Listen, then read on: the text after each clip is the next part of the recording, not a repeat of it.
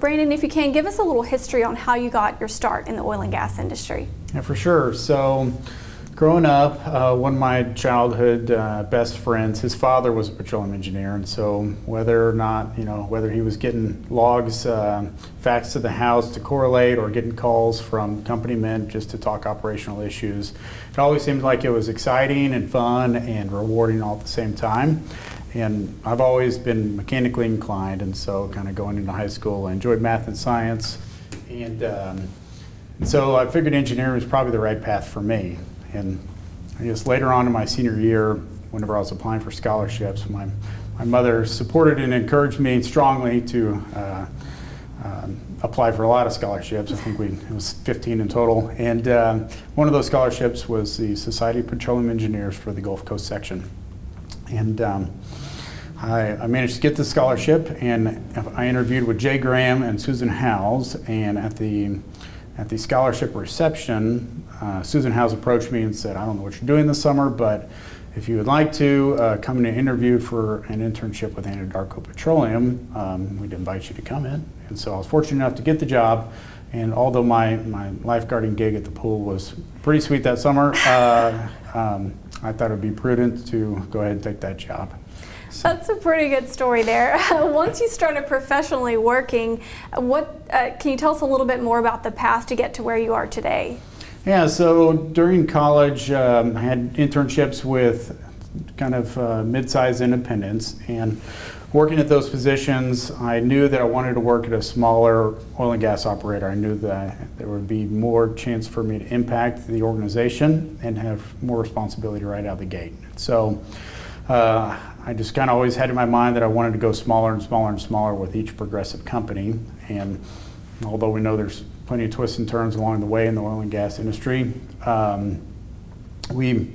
followed a few key executives and mentors around, and kind of went from Burlington Resources to some smaller publics, and eventually landed at a small private equity shop there in Dallas. And it was actually the summer of 2017 where the A&D industry was completely stagnant, nothing was transacting, and that actually became the catalyst for the opportunity for two of my long-term partners and co-workers, Melissa Andreani and Clayton Flurry, for us to get together, decide that we wanted to form our own company, seek out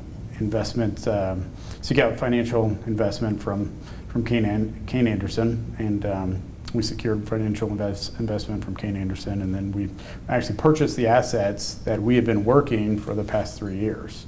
So that's how we got to where we are today. Well, talk to us about a challenge or risk. Maybe that was it that you pinpoint that helped you navigate, and more shape your career as well.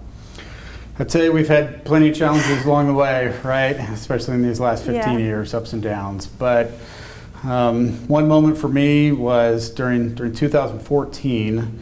I was working for a company here in Houston, which was Mid-States Petroleum, and they decided towards the fall of 2014 that they wanted to shut down their Houston office and consolidate to their Tulsa office. And in that process, I decided I didn't really want to uproot my family at the time, and oil and gas industry was still strong. Oil was, I think, probably still around $90 or $100 a barrel at the time, and I thought I could find a job pretty easy. And so I agreed to take a package from the company and to work with the company through the end of December. And so during that time period, oil crashed from 100 to 40, and I found myself without a job on December 4th. And it was not a good time. It was tough, and so I just started reaching out to my old network and pounding the pavement and just meeting everybody I could. I bought my own pass to NAPE that winter, and just went in there and shook as many hands as I could. Got my resume out. Finally landed a consulting gig with the group up there in Dallas, and so Monday through Thursday afternoon, I was traveling back and forth. Wow.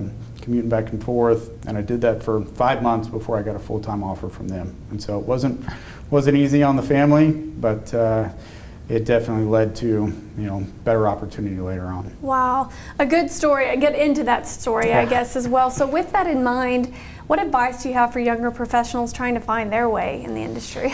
I mean, probably number one is, with Burlington, they really wanted us to get out there in the field. And so that's a huge piece of advice that I have, is just spend as much time as you can in the field early on in your career, and it gets you the operational experience closer to the wellhead that you'll utilize later on. But more importantly, it'll allow you the opportunity to develop the relationships with the field personnel, learn how to communicate with them. They've got a lot more knowledge than you do especially at that point in time. And so I think doing that will pay dividends for you later on down the road. And I think secondly, maybe just to take the opportunities and the risks whenever they come your way, because you're never going to be 100% ready whenever an opportunity opens, whenever a door opens for you. And you're never going to feel comfortable in that. So, to grow professionally, to grow personally, you've got to be able to take those risks. Well, with that in mind also, what about work-life balance? Do you have any tips there? $1,000,000 question. Yeah, work-life balance in the oil field is very difficult. It's a demanding industry that never stops. It's 24/7, but I do the best that I can. I wish I did better at it, but try to make it home every night for dinner with my family, and to be able to read to my 3-year-old son and put him to bed. And one thing with Acacia, whenever Melissa, Clayton, and myself were forming the company, we said, okay, let's put faith and family first as one of our top mottos and our credo. And so that helps to guide us on a daily basis and kind of keep us centered. And is there anything that you'd like us to know about the company, with moving past 2020, this year that it has been, as we're looking ahead, what is the path forward for you all?